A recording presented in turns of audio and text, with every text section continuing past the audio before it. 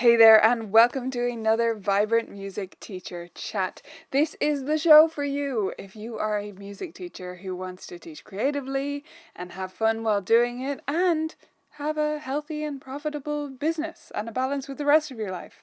Is that enough of a list for you? I think so.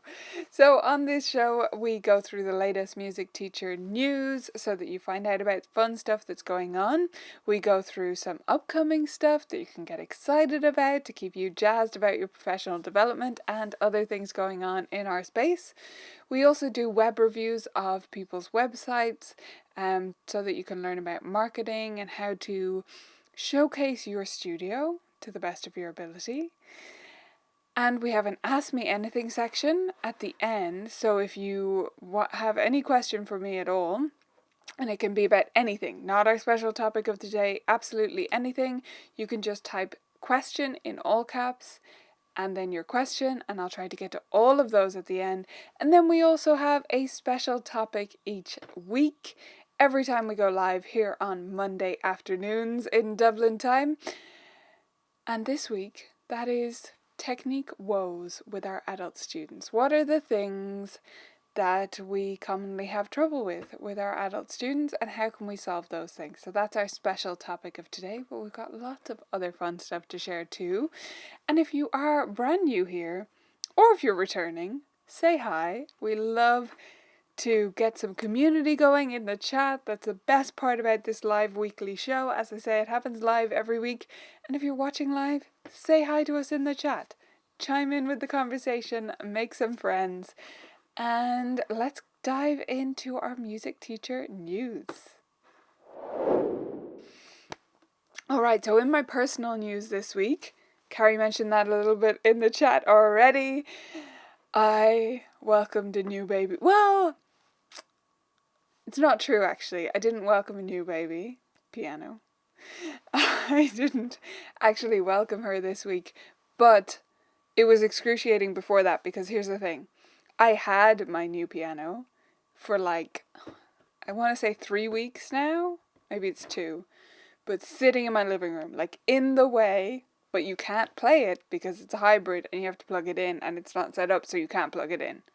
Imagine the frustration. So this week or last Friday was when I finally got to get the piano movers in and they shifted it up the stairs. I just don't have the upper body strength to manage it. It is a heavy object. Anyway, so it's gone up the stairs, got to set it up, put it all together, learn a little bit about how to use it, although I'm really just getting started with that, and test it out.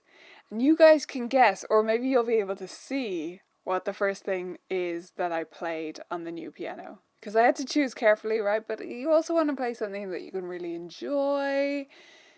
So you guys can see if you can guess what I chose. Because I'm going to show it to you. So this is the new piano. I mean, the white one, that's the one I've had for several months now. That's my second teaching demonstration piano. But the new one is the beautiful black one. There's a side-on view of it there. And she is a Kawai NV10, which is a hybrid. And it's a grand hybrid, basically.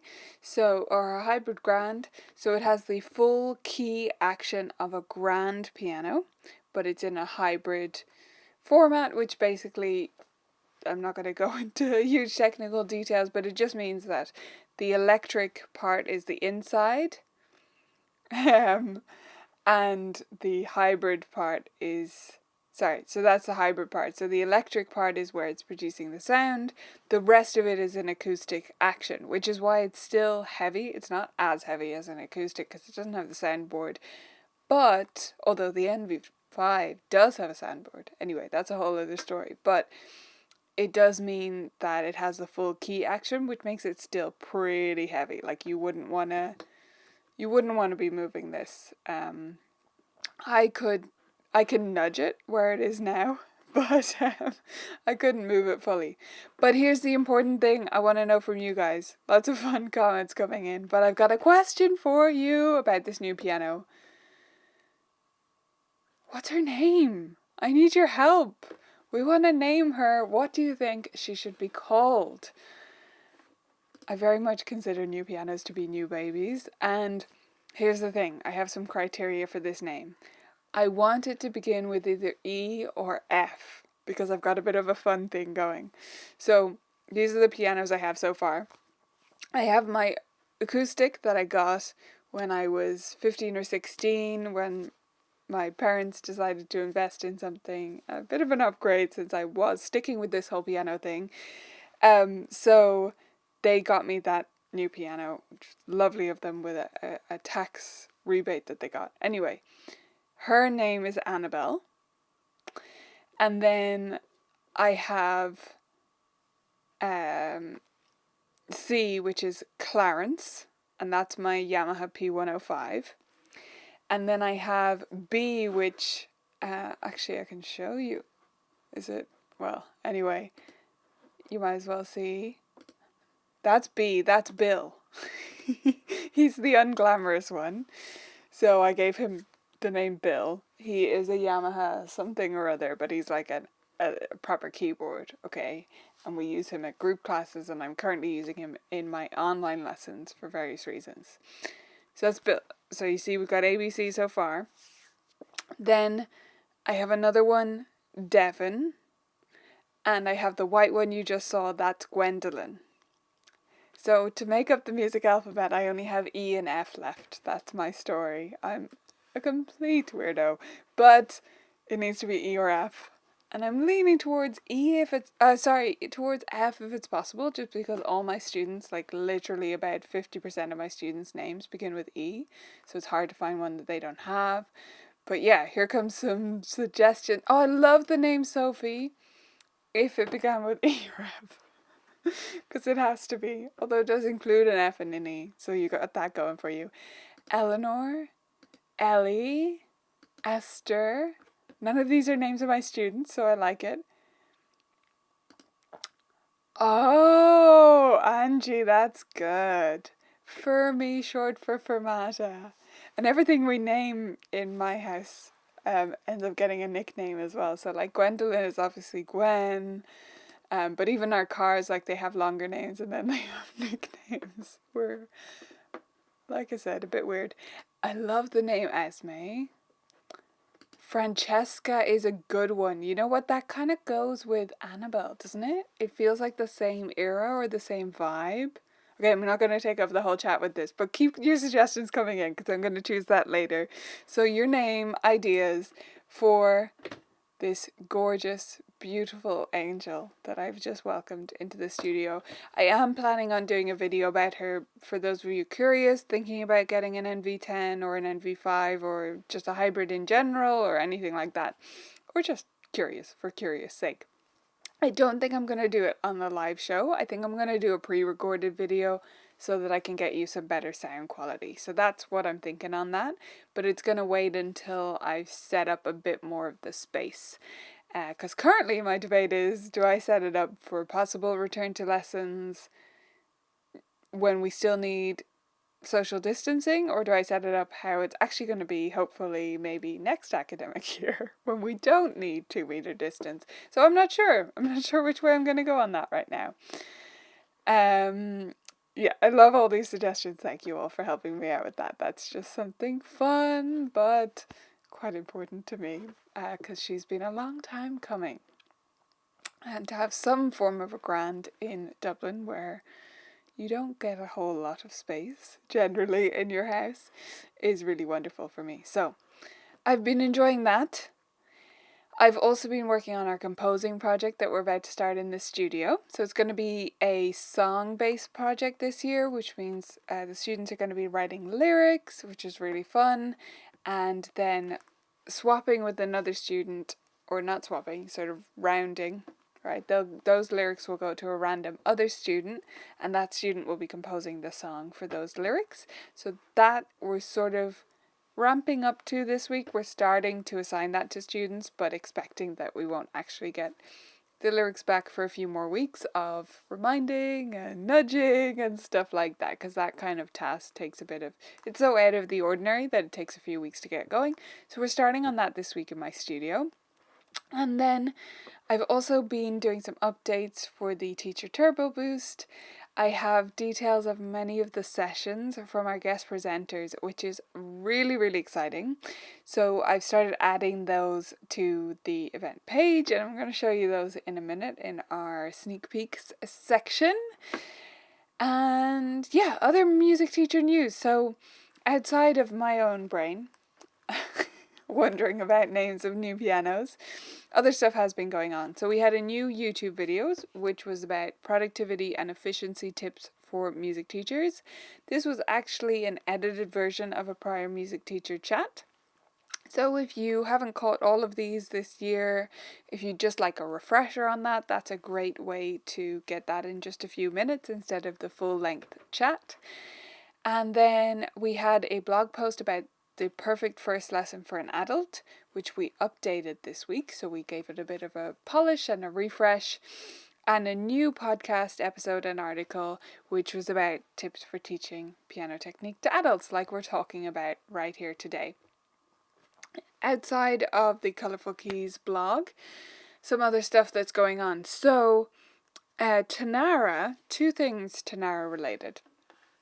Number one, they just uploaded the content from the expo, which they did in December.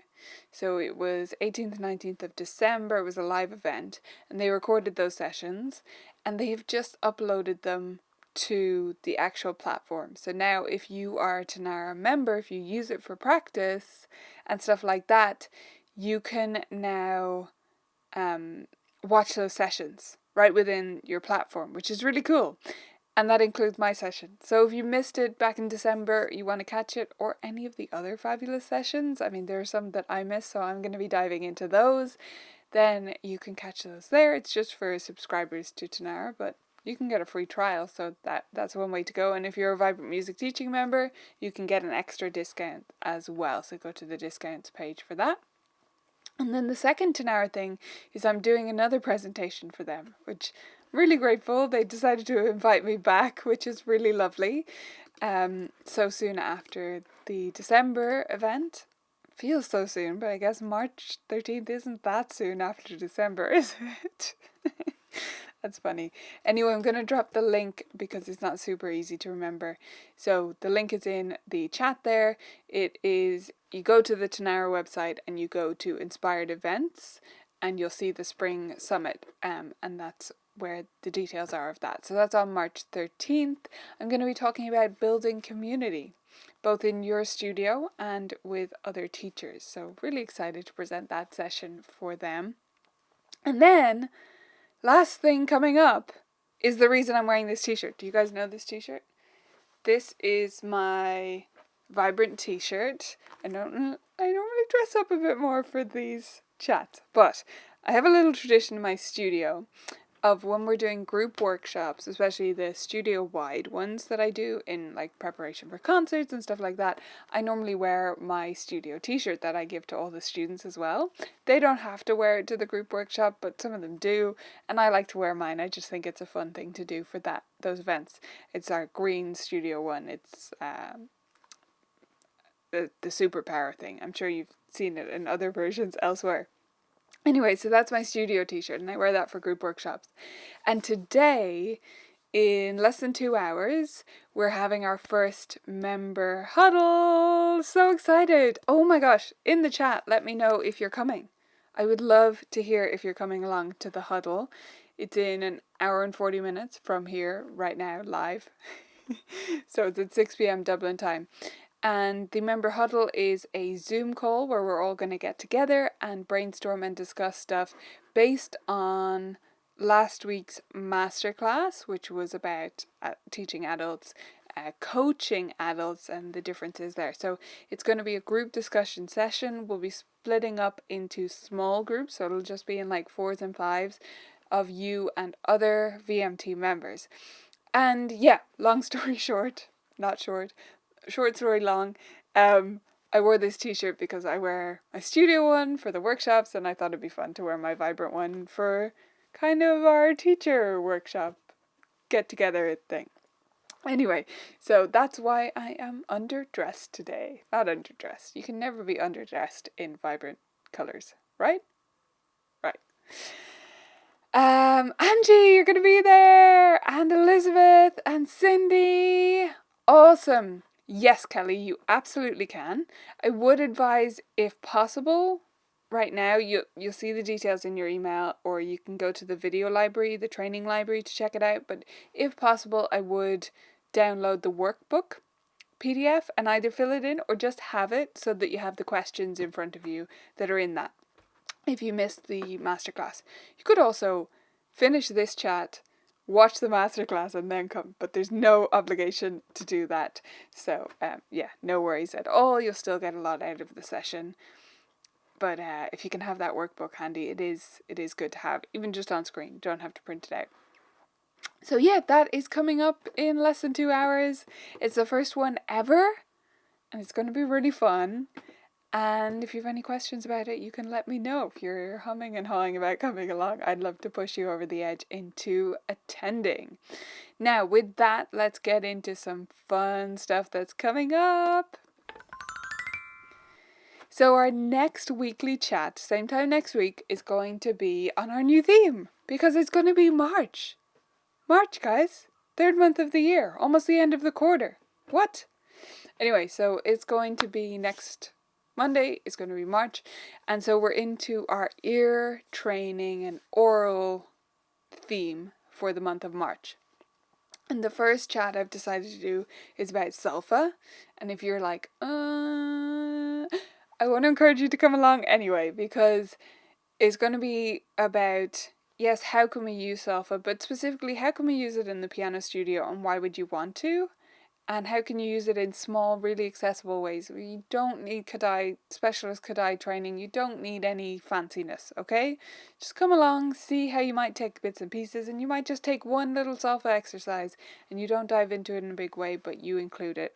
Or you're already a huge solfege teacher, that's what you love to do, and maybe I'll give you some new perspectives on how to make it applicable to your piano studio, if you don't currently use it in that context, or feel like it has more potential than you're currently using it in that context. So that's next Monday. And then the 13th of March is the Tanara event that's coming up. And then we have the Teacher Turbo Boost. So that is coming up at the end of March. Let me get you the link for it. teacherturboboost.com, nice and simple to remember. And I'm going to show you a few things that we have going on the site, because I just added some details to the schedule and there's so much exciting stuff happening. So let me show you some of the things that are going to be happening in the Teacher Turbo Boost. Okay, so this is the event page. If you haven't checked it out already, it has lots of fun details for you that you can see what it's all about and how it works. It is a 5-day event, and we now have the schedule up for all 5 days, including many of the guest sessions, a few further details required on some of them, so those are on the way too. So on Monday, our theme is Connect, and you'll see my session is in for every day as well, so I will be speaking on something as well, but I'll also be presenting these guest sessions that I've asked people to put together for us on the same topic. So day 1, for example, is Connect. We've got Rosemary Penner about why not, which I absolutely love. We've got Jennifer Fox about strengthening the triangle. We all know how important it is to bring parent, student, and teacher into alignment, so that's about that.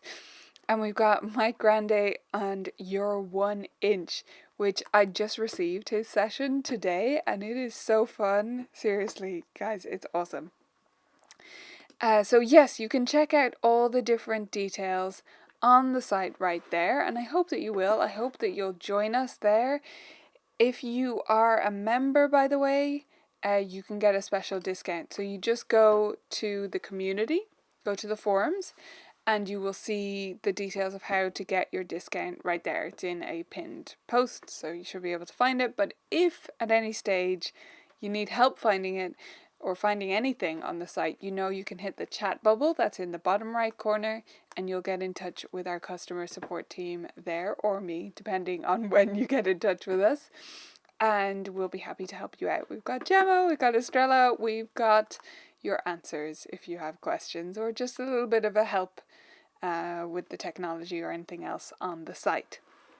The other thing that's happening on the site, besides all the Teacher Turbo Boost details, is Does anyone know what I'm gonna say? This week we updated the theme on the site. For those of you who don't know what that means, that just means that we put like a fresh, sparkly, brand new coat of paint, or reupholstered the furniture in I was sewing curtains today, can you tell? On the site, so it now looks a little bit different. So I wanted to give you a sneak peek at that as well, since we're in the sneak peek segment. And this is what it now looks like. If you've never been inside before, by the way, welcome. So this is what the site now looks like. The menu has changed, and it's all a lot more streamlined and more intuitive based on all the feedback we got from members. So I'm really happy with the new look. We are absolutely loving it. I've already got great feedback from members about that, and I won't go into all the details here because many members will have seen the tour video, and if you haven't, you can check that out in your email. I emailed you with a link where you can see me talk through this is where everything is now, just in case you need help finding anything. But yeah, this was all to make it more streamlined, more intuitive for you, and more based on the ways that members are using the site, right? This site is several years old now, can't believe it. And so things have evolved over time. We've added a lot more stuff beyond where we were before. It started out as just games, and now it is so much more than that. In fact, that's one of the most common pieces of feedback that I get from members when they join, is they say, oh my gosh, I had no idea how much was in here, and for this price it's astounding. So there's all this stuff which presents a new problem, which is where do you put it so that people can always find what they're looking for. So that's what we're trying to solve. We're continuing to improve that based on feedback, but I think we've taken a huge step forward this week. And Kelly, that just happened. It happened on Thursday, so it's not because you haven't been there for ages. Although if you haven't, no worries, there's never any guilt from us, but yeah, it just happened. It's only been a few days that it's looked like that. So yeah, really excited about that, and about the last sneak peek, which is coming up. Let me see. At the end, undecided date. I'm getting tangled with my dates, but we're polishing up the final details on something called the Student Sleuth. And the Student Sleuth is going to be like our teacher tracker, if you are familiar with that, if you remember. But the Student Sleuth is a way to narrow in on how is my student doing, you know. So they've taken lessons for 6 months and they're 7 years old. Roughly where should they be at? How's their rhythm going? How's this going? How's that going? So it's about bringing those things into alignment for you so that you can look at it and say, most of the time, say, okay, I've been so stressed about this student because they don't know their note names, but look at all this progress in all these other areas. They're actually fine. So in a big way, it's going to be a chance for us to take a bit of a chill, right? To step back and say, oh, okay, big picture, they're doing great. And it's also going to be affirming for especially new teachers who just don't have any gauge on where should my student be? How are they going? And should they be further along? Am I doing okay? Am I doing justice to what I should be providing for them? And all of that stuff. So that is going to be a little quiz element, but a little but powerful quiz element. So we're making sure everything works exactly as expected right now. And then that will be coming out very soon. Alright, time to dive in to our main topic of today, all about teaching adult students and their technique. If you have taught any adult students, you will come across many different technique issues that you don't have with other students, right? They have different needs and different anatomies and different habits than our younger students do. So in this video, we're going to go through 4 different technique issues that are really common among adult students that I have seen again and again with my own adult students as I've taught them through the years. And I'm going to give you solutions to each of those. But these aren't the only things that can come up, so make sure to add yours in the comments because I would love to hear what issues you come across with your adult students, and hopefully I can help you to solve them. The first issue that I see with many of my adult students is frozen wrists. Have any of you had this? Their wrists are stuck, and in fact they're often stuck down here. Even if they're at that nice line, they tend to get frozen that way. It can be really hard to get our adult students to do things like wrist liftoffs. If you're having this trouble with adult students, know that you are not alone at all. This is a tricky issue, and adults do get frozen in certain positions. You know, we're typing on keyboards all day, or depending on what they do for a profession, they build up these habits. So to unstick my adult students' wrists, I do work more with them than I would with other ages of students on things like simple 2-note slur patterns, going from this note to that note and practicing that wrist lift off. Because although they don't always get the wrist movement that easily, they really need it to bring their pieces to life in the way they normally want to.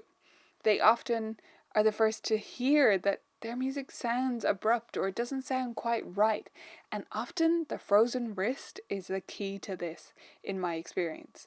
So getting them to do more of those 2-note slur exercises, also doing them on a tabletop. So lift off from the wrist on a tabletop rather than on the piano. A lot of that tension that they get often comes from the expectation they have for themselves when they're at the piano. So getting them to do it on a tabletop is a great thing, and also getting them to listen carefully to the effect that has on playing. So getting them to close their eyes in the lesson while you do those wrist lift-offs so that they can hear that tapered ending to the sound and the effect it has, so that they know what they're listening for. Use the fact that they're an adult as an advantage so that you can really get them to hone in on what it is they're after in a way that a kid maybe couldn't do. The second issue I see over and over again with my adult students is overlapping legato. Have you heard this in your adult students? I find that they'll hold down one note and the next note at the same time. They don't quite get their fingers off the keys in time, essentially. And this produces this muddy sound. It's not really legato. They know something is wrong with the sound, but they can't seem to be able to fix it at all times. For me, there are several possible solutions to this. The first one is to use a different form of legato that in Piano Safari they would call tree frog technique. And yes, I sometimes use these silly names with my adult students. I don't find that it bothers them if I go into it with a sense of fun. So tree frog technique is the bouncy legato. Some people call it nudgy legato, where you're bouncing from the wrist to get into different notes. This might also have the benefit of unfreezing their wrists that we talked about previously. This doesn't work for all adult students, but for the ones that it does, it's a very helpful step in getting them towards that smooth style of playing. Another solution is to make sure that their wrist is at the right height. So I talked now about bouncing the wrist, and now I'm telling you to make sure it's at the right height. We don't want it frozen, but we do want to make sure that that's not what the issue is, because often adult students do have a habit of dropping their wrist down like that, down really low. And when you do that, you're stretching your arm. You don't have all the mobility that you have if you have a straighter line or a more parallel to the floor kind of shape. So making sure their wrist is at the right height is a great little troubleshooting tip for that overlapping legato technique. And the last one, again, is listening. They need to be able to hear the difference. If they can't hear when it's overlapping versus not, they're not going to make any headway, because when they practice at home, it's not going to sound right. The fourth issue that I see a lot with adult students is what we're going to call the crouch and crumple. Do you have any adults that do this? I'm talking about the students who tuck themselves in on the bench right into the piano and seem to retract themselves as much as possible down so that they don't take up any extra space. I think a lot of this comes from insecurities they have at being an adult student, being a beginner, not feeling confident sitting at the piano. But we need to get them to make that nice tripod shape. We need to get them to have that stable base and to move the bench back. The number one thing I see make a difference with this is showing them. And not just showing them like, this is how you sit one time, but over and over again, sitting down at a second piano beside them, or if you don't have one, just swapping places with them, sitting down and showing them how much you have to move the bench back from where they had it. And you're probably at roughly the same height, or point out the height difference and the effect that that has. Planting your feet wide, sitting on the edge of the bench, showing them how that actually looked and feels, and then get them to try it and feel how much more stable they are. Another thing that's very helpful for this is just forcing them out of it. If you're playing pieces that use the full range of the keyboard, you can't tuck yourself in. You can't crouch and crumple because you won't be able to reach everything. So right from the start, getting your beginner adult students to play rote pieces and do improvisations that go all over the range of the keyboard is really good for combating this. If they have to go down low and up high and they get used to that, they'll get used to untucking the bench because it is impossible to stretch side to side when you're tucked right in like that. The fourth and final common technique woe that I see with my adult students is what I'll call the fifth fall down, which is when your fifth finger pulls your hand down. Have you seen this before? I know I have this with many of my older adult students, and it's because their fifth finger, it only goes straight. And so when they get to it, they tend to play with the whole side of their finger. And as someone with hypermobility in my hands, I get it. That classical round or rounded or slightly curved piano hand shape just isn't always suitable, especially if you've been playing or doing other things for your whole life, and you have habits that you're not going to break at this stage or are going to take a long time to break. So for the fifth fall down, when your fifth finger is pulling your hand down and rocking everything up, the best thing I find is to have a little bit of a compromise on what you think is perfect. Yep, my fifth finger does curve, but maybe theirs doesn't, and that's their hand, and we need to work with what they have. So having the fifth and fourth finger stand tall rather than curve is often a great little modification that makes a big difference. Another thing is to talk to your adult students about rotation. Often they're not putting their weight behind the finger enough to be able to support it. And if they're all the way over with their weight over the other side of their hand, playing with the fifth finger, it's going to cause their hand to fall down in that way. Okay, I said I had 4 tips for you, but here is a little bonus. Tip number 5, our bonus tip, is your home accent. What do I mean by that? We often talk with our younger students about making sure that the parents have a good home setup for their kiddo. But what about your adults? How much do you make sure that their home instrument is actually up to snuff? A lot of us can be a bit timid about doing this because we feel like we're overstepping some mark, right? We're dictating how they spend their money or what their priorities should be, but you're not. This is part of educating them. If you have an adult beginner student, they do not know that their unweighted keyboard sitting on the floor or on their dining room table is doing them harm, and you have to educate them on that fact. So don't underestimate the home instrument factor for your adults too.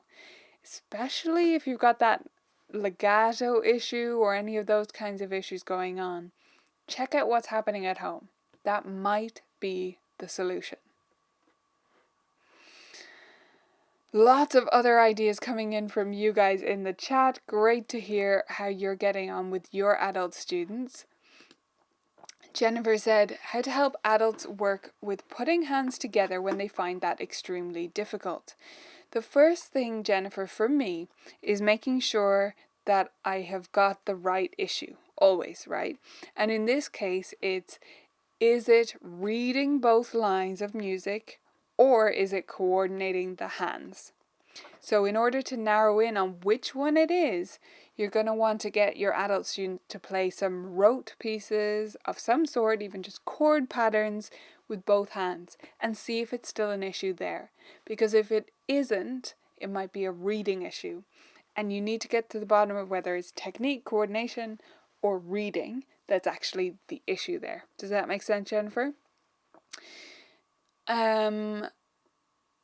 Elizabeth, yes to frozen wrists, right? It's such a difficult issue. Kathy, do you have any tips for helping them to remember their finger numbers? I use the wiggle your one, 2, 3, 4, 5 approach, but it seems kind of childish for adults. A lot of things that we are afraid to use with our adult students, actually, I get away with all the time, and they aren't bothered by them. However, that wasn't always the case, and I think what changed was my attitude to saying it to them.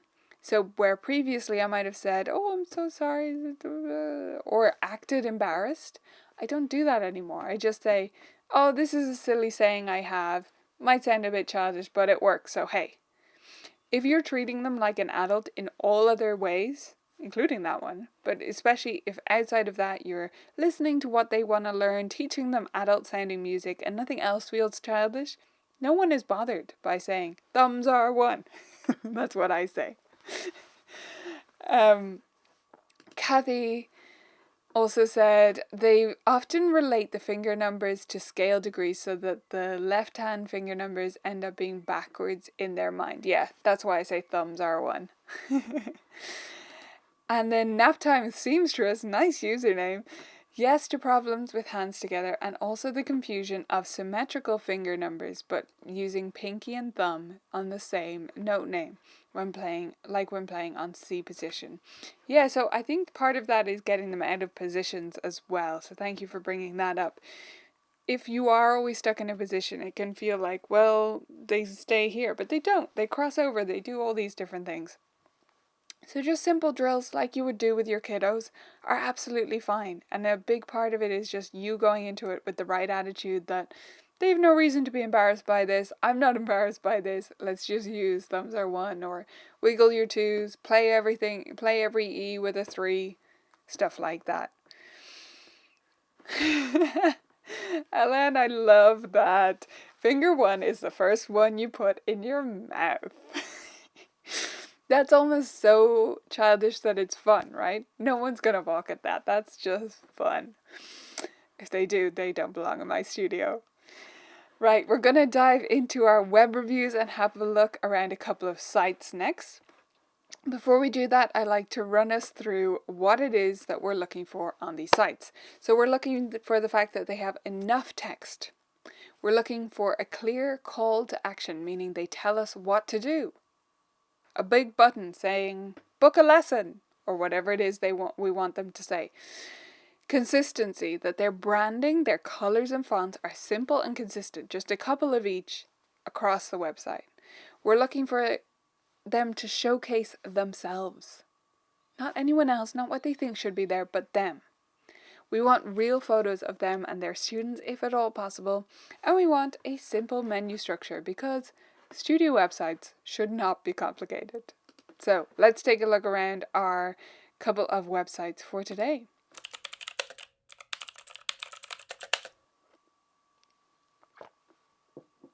Alright, so this is Music and Arts.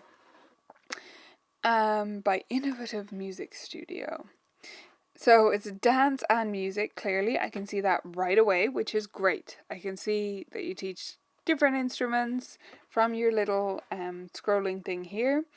And I like that you haven't put a button or anything on that, because that can be a problem with things that flip through like that. You want to be careful about that. But I like that you're showcasing online lessons, in-person lessons, bits and pieces. And you can see here, yeah, these photos are not like professional camera photos, right? They're probably from a phone. And that's absolutely fine. They're showcasing this studio in action, and we can see what they do and that the kids are having fun. And that's what's important.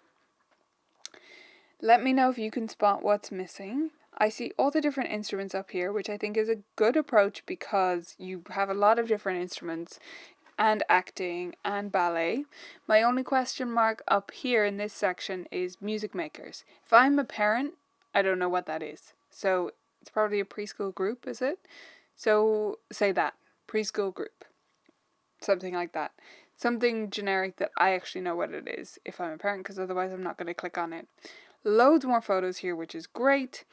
So my only real issue with this home page is sign up today is down the bottom and basically hidden. It needs to be above the fold. So meaning before I scroll, and keep in mind a much smaller screen than mine, and also keep in mind mobile devices, before I scroll I should see that button, and then I should see it a few more times in the same way throughout the page. So that's that. Also, just this top menu, I'm not sure it stands out all that much, but I think that's fine, because you don't particularly need it to. If you had a button, I think that would make all the difference. In terms of consistency, do we have a few different fonts here? No, we just have some bold and some... Yeah, so I think the fonts are fine, and I think the colors are for the most part fine. I would put a question mark around the colour of this button though. I don't think it really fits with anything else. And with the colour of this title right here, because yeah, it's a link and that's a hyperlink colour, but it's also a title. So I would either make it a bit clearer that it's a link by having an underline, or make it not look like a link by removing the blue. But we'll just take a quick look at the ukulele page, why not? See what one of the lesson pages is like. Okay, so you've got some information there. You've got enough text, which is great. You've got these reviews. That is awesome. That should be on the home page as well, for sure. But yeah, my only question mark styling-wise is your button choice there. Otherwise, I think it's simple but effective. I really like it. Just improve your calls to action, and I think you'll be singing. Maybe you're a singing teacher, I don't know. Our second site today is the piano room, and this is fun because I actually, prior to any of this chat stuff and doing these live, I did do a review of this for this member a while back, and it's looking completely different, and it's looking so good. So I'm really just impressed. It's looking great. So I don't mind that this is a stock image actually, because it's in the header and because it's not pretending to be your students, right? It's not like a kiddo. It's just a piano, and that's great. It makes it clear. The piano room, piano, great. I like that we then have a real photo here. That's awesome. And then we have your bag in your studio, which is great. And then testimonials, again, awesome that you have photos to go with those. That's absolutely fantastic. So I think that's all great. I love that these are all together.